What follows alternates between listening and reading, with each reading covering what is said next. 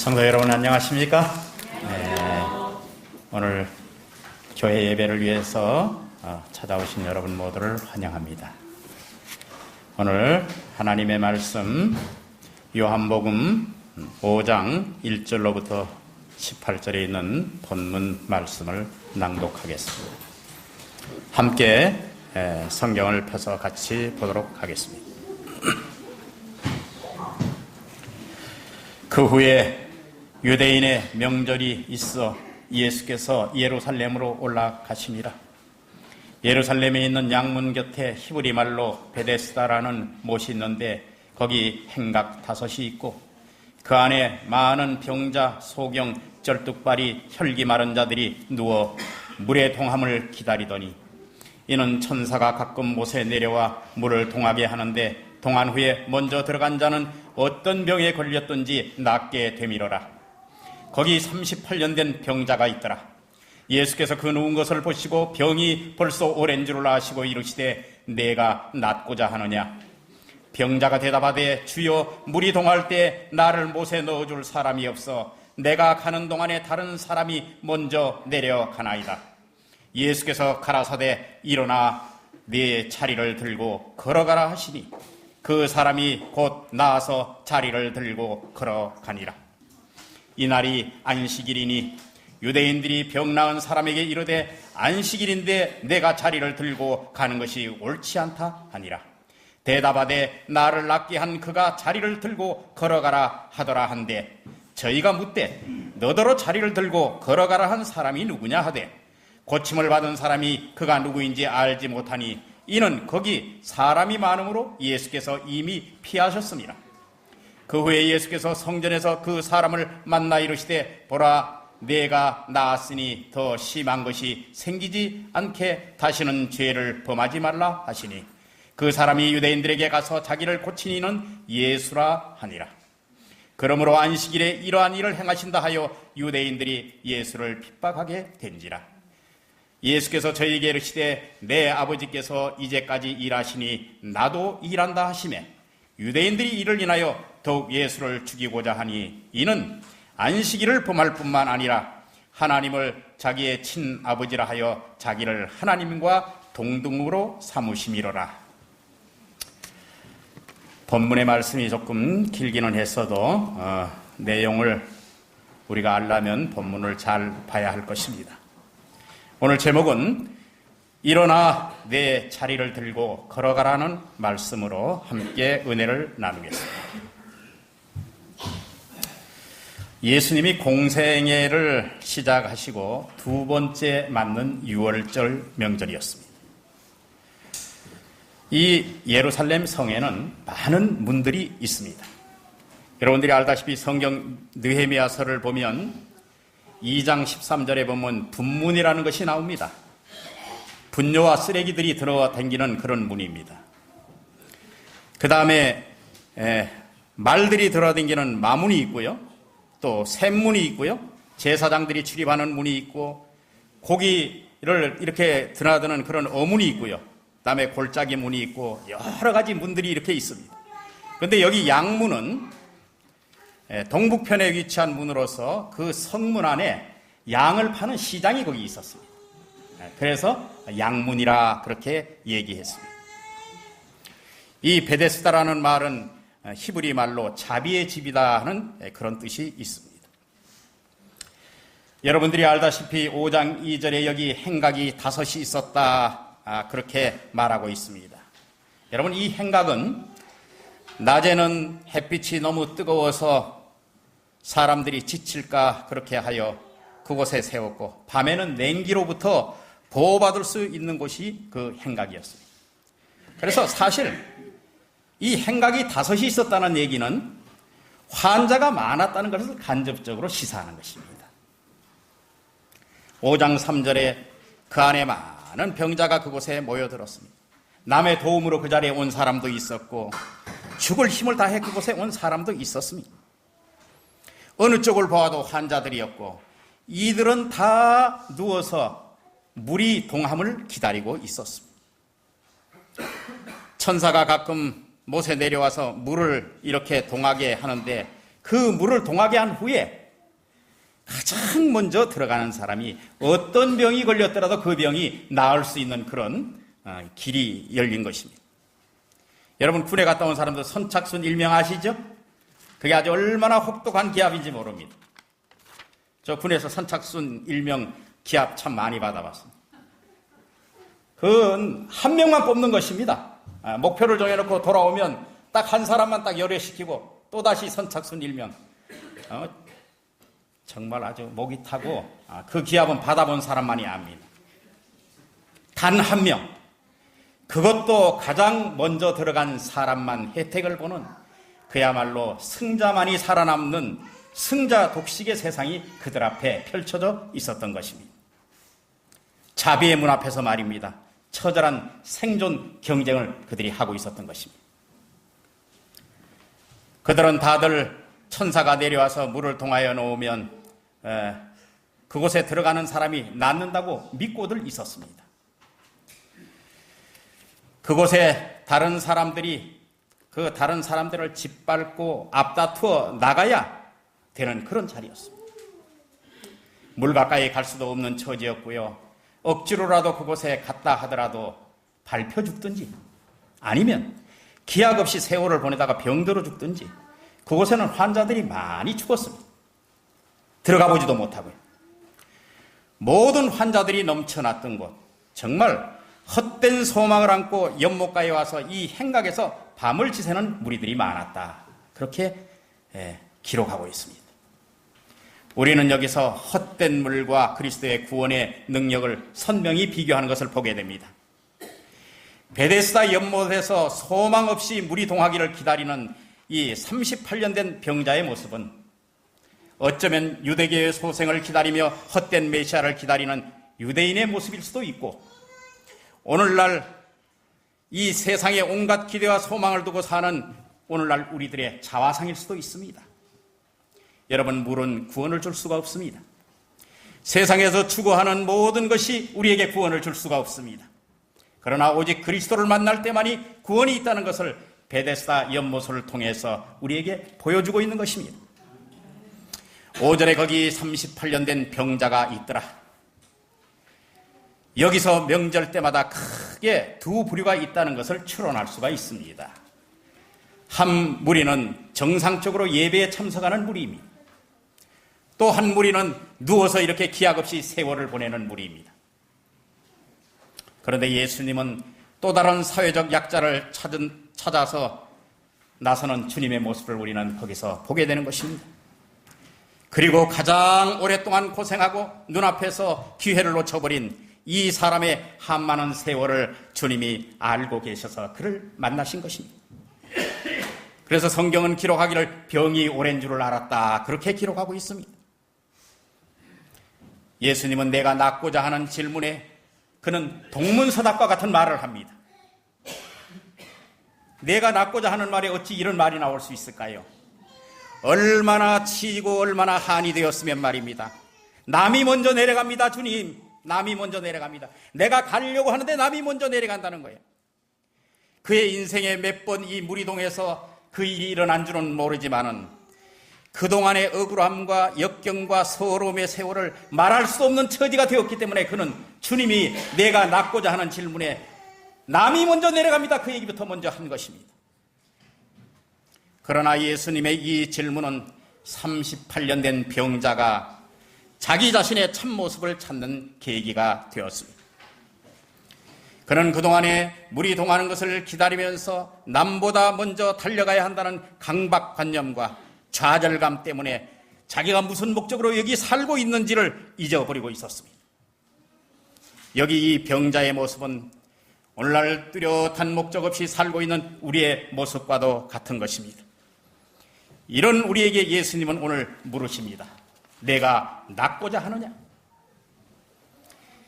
기약 없는 전쟁을 치르고 있는 사람들, 언제나 내 차례가 올려나, 인생은 그저 한 방이다 하고 자아도취에 빠진 사람들, 한 가닥의 희망을 걸고 그때가 오기만을 기다리는 사람들, 기회를 엿보며 기다리는 사람들, 누워서 기다리는 사람들, 여러분이요, 이 자리가 좋사오니 하고 누워서 기다리는 사람들, 안전자리에서 아예 붙여버린 사람들, 이들은 다 고치려는 열망이 있었으나 그 자리에 붙어있는 사람을 향하여 주님은 묻고 계십니다.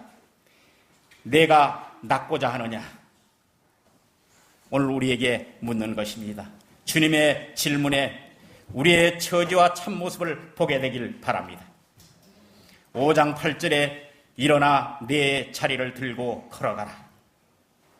여러분, 우리는 일어나야 하는 것입니다. 현재 내가 처한 형편에서 일어나야 하는 것입니다. 지금 일어나지 못한다면 영원히 그 자리에서 머무를 수도 있습니다. 여러분, 맹인은 3년 동안 걸으려고 하지 않으면 평생 일어나지 못한다는 이야기를 들었습니다. 주님은 우리를 일어나라고 하십니다. 그리고 내 자리를 들라고 하십니다. 나를 붙들어 매고 일어설 수 없는 그 자리를 들고 일어서야 하는 것입니다. 이것은 오랜 습관일 수도 있고 악한 습관일 수도 있으며 중독된 습관일 수도 있습니다. 죄된 그 자리에서 일어나야 하는 것입니다. 뗄래야 뗄 수 없는 그 자리에서 우리는 일어나야 하는 것입니다. 주님은 다음의 명령으로 걸어가라고 하십니다. 노임을 받았으니 걸어가라는 것입니다. 자유롭게 되었으니 걸어가라고 주님은 명령을 하십니다. 세기를 향한 첫걸음일 수도 있습니다. 멈춰 섰다면 다시 걸어가라는 것입니다. 우리가 머물러 섰더라면 이제 세기를 향하여 걸어가라는 것입니다. 주님은 그 사람의 갖추어진 믿음을 보지 않았습니다. 병으로 반평생을 보낸 한 사람에 대한 주님의 주권적 명령이었습니다. 환자를 측은히 여기시며 긍휼히 보시는 주님의 진실된 명령입니다. 너무 그동안 고생이 많았구나. 너가 긴 세월 너무 고생을 많이 했구나. 그 명령은 격려와 위로의 명령이기도 했습니다. 이제 그 처참한 자리에서, 그 고달픔의 자리에서, 그 기약 없는 자리에서 안주하지 말고 일어나 걸어가라는 것입니다. 그저 2000년 전에 예루살렘에 앉았던 안진뱅이의 한 이야기로 여러분들이 소개받는 시간으로 끝나서는 안 될 것입니다. 오늘 주님의 명령은 일어나서 자리를 들고 걸어가라는 것입니다. 우리를 좌절케 했던 수많은 일로부터, 얽매였던 죄의 사슬로부터, 오랜 관습으로부터 그곳에 머무르지 말고 걸어가라는 것입니다. 새 길을 향하여, 새 날을 향하여 변화된 걸음걸이를 옮겨놓으라는 것입니다. 그는 그 말씀에 순종했습니다.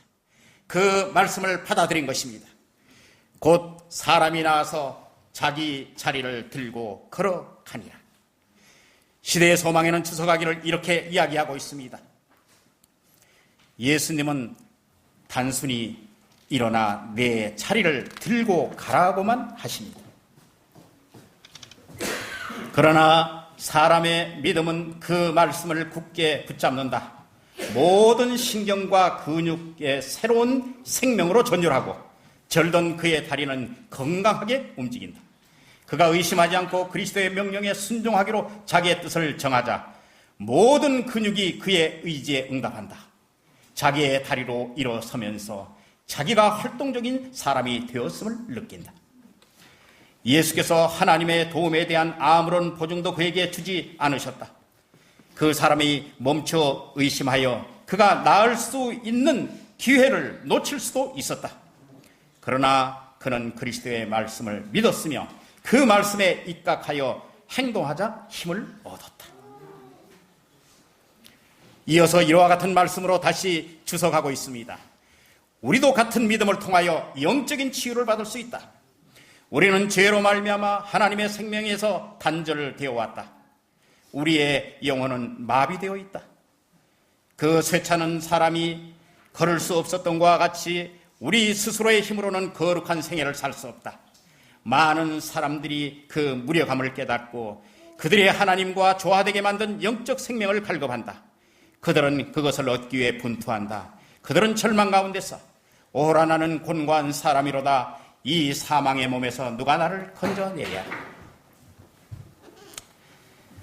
이러한 낙심을 하고 몸부림치는 자들은 위를 쳐다보라.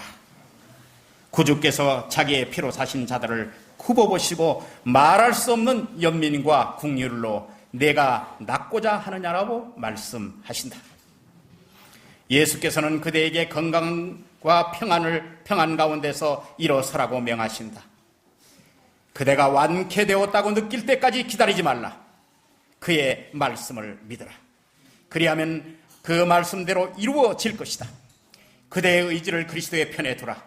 그를 섬기고자 뜻을 세우고 그 말씀에 의지하여 행동할 때 그대는 힘을 얻을 것이다.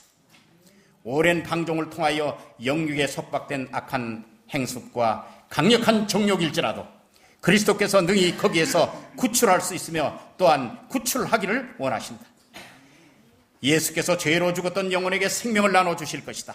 그는 연약과 불행의 죄의 사슬에서 메인 포로들을 해방시켜 주실 것이다. 시대의 소망 183페이지에 그렇게 주석하고 있습니다. 제가 매주 월요일이면 이길종 형제를 방문합니다. 그 이길종 형제의 단골 레파토리가 어떤 레파토리인가 하면 오는 사람마다 이길종 형제에게 하나님의 말씀을 증거한다는 것이 이 38년 된 중풍병자의 이야기를 누구나 빠짐없이 와서 한다는 것입니다. 그래서 자기는 이렇게 얘기한답니다. 이것은 우리의 육적인 그런 육신이 아니라 영적인 육신으로 나는 받아들이고 있다. 그렇게 얘기한다고요. 가서 제가 말씀을 전하는데 별 어려움은 없지만은 하여간에 이 38년 된 환자는 그 예수님이 얘기하는 그 말씀 자체를 그가 그대로 받아들인 것입니다. 들어가고자 하고 열망하고 그런 것이 이루어지는 일을 넘어서 결국은 낫고자 함일진데 1차적으로 우리는 일차적인 시선을 어디에서 머물러 둬야 되는가 하면 우리가 주님께서 제시하시는 더 나은 비전에 우리가 두어야 하는 것입니다. 언제 이루어질지 모르는 그 못에서 주님께 시선을 옮기기를 주님은 원하십니다. 기약 없는 인생의 고달픔의 자리에서 세상의 고리를 끊기를 원하십니다. 우리가 안주하는 자리가 있다면 그것을 벗어나시기를 원합니다. 중독의 자리에 있다면 벗어나기를 원하십니다. 38년이나 됐으니 세상의 의사들은 회생이 불가능하다고 진단할 것입니다.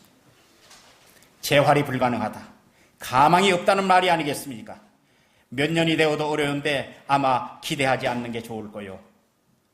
그리고 이런 의사들의 말과 함께 또 자신에게 비치는 한 가지가 있는데 당신이 하나님 앞에 죄를 졌기 때문에 그 죄의 값으로 이렇게 되었다는 그 자기 자신을 누르는 억압이 있었습니다.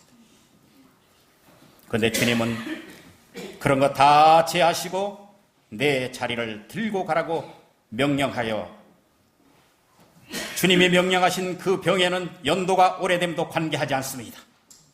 병의 종류에도 관계되지 않습니다. 주님이 해결할 수 있으시다는 강력한 논증인 것입니다. 어떤 것이라도 아무리 오래된 것이라도 고칠 수 있다는 것을 보여주는 장면이기도 합니다. 걸어가라는 이 말씀을 듣고 오늘 일어서는 여러분과 저가 되시기를 간절히 바랍니다. 9절에 이날은 안식일이라 10절에 안식일인데 내 자리를 들고 가는 것이 옳지 않다. 나를 낫게 한 그가 자리를 들고 걸어가라 하더라. 너를 걸어가라고 한 사람이 누구냐 도대체? 이 사람은 자기가 고침을 준 사람이 누구인지 알지도 못하고 있었습니다. 이 유대인들의 집요한 질문은 도대체 안식일의 자리를 들고 걸어가라고 명령한 사람이 도대체 누구냐? 그 사람은 안식일을 범했을 뿐만 아니라 자리를 들고 걸어가라고 명령까지 했기 때문에 신성모독죄를 범했다고 생각하고 있었습니다. 유대인들은 율법을 너무 왜곡해서 그 율법의 속박을 아주 차라리 멍해로 만들어 버렸습니다. 그들은 안식일이 그들에게는 즐거운 날도 아니었습니다. 여호와의 성일도 아니었고 존귀한 날도 아니었습니다. 서기관들과 바리새인들은 안식일 준수에 견디기 어려운 무거운 짐들을 계속 얹어놓았습니다. 본인들도 지키기 어려운 것을 남에게 강요한 것입니다. 안식일에 불을 켜거나 촛불을 켜는 것까지 허락하지 않았습니다.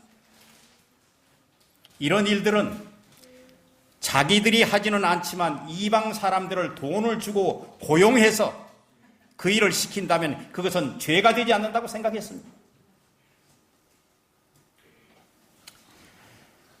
고침을 받은 한 인생의 새 출발의 의미가 그들의 안중에는 없었습니다. 오직 그들의 눈에는 자기들만이 가지고 있는 율법만이 그들의 전부인 양 그렇게 행동하고 이런 인간미 없는 삶을 그들이 살고 있었습니다.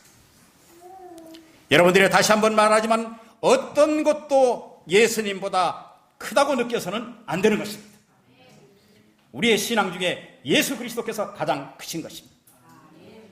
모든 것은 예수 그리스도 안에 들어와야 하는 것입니다. 어떤 것이라도 우리는 예수 그리스도를 통해서 구원을 얻는 것입니다. 14절에 변화되어 감사한 삶을 살고 있는 주님이 그를 보게 된 것입니다. 그가 나음을 받고 다른 데 가지 아니하고, 여러분 대부분 다 사람들이 어때요? 자기 병이 나으면 하나님께 충성한다고 소원을 하고 어떻게 합니까? 병이 나으면 그대로 그냥 바깥에 나가가지고 또 옛날 하던 행동들을 하잖아요. 그런데 이 친구는 말입니다. 성경에 보니까 말입니다. 어디 와 있어요? 성전에 하나님께 감사한 예배를 드리러 그곳에 오게 된 것을 보게 됐습니다. 주님은 이렇게 얘기합니다. 내가 나음을 입었으니 더 심한 것이 되지 않도록 다시는 죄를 범하지 말라. 이 구원받은 38년 된 이 병자가 구원받은 그 삶을 격려하고 다시 용기를 주며 남은 인생을 어떻게 살아야 하는지 분명한 좌표를 주님께서 그에게 제시하고 계신 것입니다. 그의 구원받은 영혼의 앞날까지 꼭 구원에 이르도록 인생을 살라고 주님이 당부하고 계신 것입니다. 여러분 결혼할 때 여러분들 모든 것을 다 알고 결혼하십니까? 뭐 어떤 분들은 뭐 남편 얼굴도 못 보고 결혼했다고 그런 말을 많이 합니다. 살아가면서 체득하고 얻어지고 깨닫는 것이 훨씬 더 많습니다. 알고 결혼하는 것보다. 제가 우리 작은 딸을 보니까 밤에 잠을 못 자가면서 아이를 안고 어떤 데 넘어가면 새벽 3시도 될 때도 있고 4시도 될 때도 있고 끊임없이 아이를 그렇게 보고 있는 것을 보면서 아마 자신도 아마 나를 우리 어머니가 이렇게 키웠겠구나 하는 생각을 할 것이라고 제가 생각하는 줄 압니다. 여러분 신앙도 마찬가지입니다. 모든 것을 다 알고 주님은 믿음을 가지라고 말하지 않습니다. 그날 배운 말씀만 가지고 우리의 인생의 전부를 승부하기를 주님은 원하십니다. 한마디의 말씀을 내 생애에 적용하고 그렇게 쌓이다 보면 주님에 대한 신뢰가 더 깊어질 것입니다. 사랑하는 귀례교회 성도 여러분, 일어납시다. 그리고 자리를 들고 걸어갑시다. 그 다음에 모든 일은 주님이 책임지실 것입니다. 나를 죄악 가운데서 건지시는 그분께서 새로 걷는 길에도 동행하실 것입니다. 주님이 일어나라면 일어나고 가라면 가는 성도가 되십시다. 말씀을 아는 것으로 듣는 것으로만 끝난다면 우리에게는 변화가 없을 것입니다. 오늘 주님의 말씀을 듣고 그대로 따르며 행합시다. 옳은 선택을 한 여러분 모두에게 하나님이 축복 주시기를 기도합니다. 여기 문제가 뻔히 될 것을 아시면서 안식일에 왜 예수님께서 병자를 그렇게 고쳐주셨을까요? 여러분 안식일에 병자를 찾아간 것은 매우 인상적이었습니다. 그리고 안식일에 병을 고치는 일을 했기 때문에 안식일을 어겼다고 핍박이 될 것이 분명했습니다. 그런 것을 아시고 왜 예수님께서 이 일을 행하셨을까요? 자신에게 어렵지만은 안식일을 통해서 참된 의미를 가르치려고 애를 쓰신 주님의 행적을 우리는 이 예수님의 행적을 보면서 많은 것을 느끼게 됩니다. 안식일이 폐지된 것이며 대체할 수 있는 것이라면 왜 그렇게 위험을 무릅쓰고 안식일의 참된 뜻을 가르칠 그럴 필요가 없었을 것입니다. 내 아버지께서 일하시니 나도 일한다. 여러분 예수님이 그 얘기를 했어요. 하나님이 안식일에도 일하시니 나도 일한다. 그들의 귀에 어떻게 들렸을까요? 여러분, 이것은 매우 문제가 많은 일입니다. 과연 하나님께서 안식일에도 일하는가 하는 문제요. 또 하나는 예수께서 하나님과 동이시는 주장을 일으키는 문제입니다.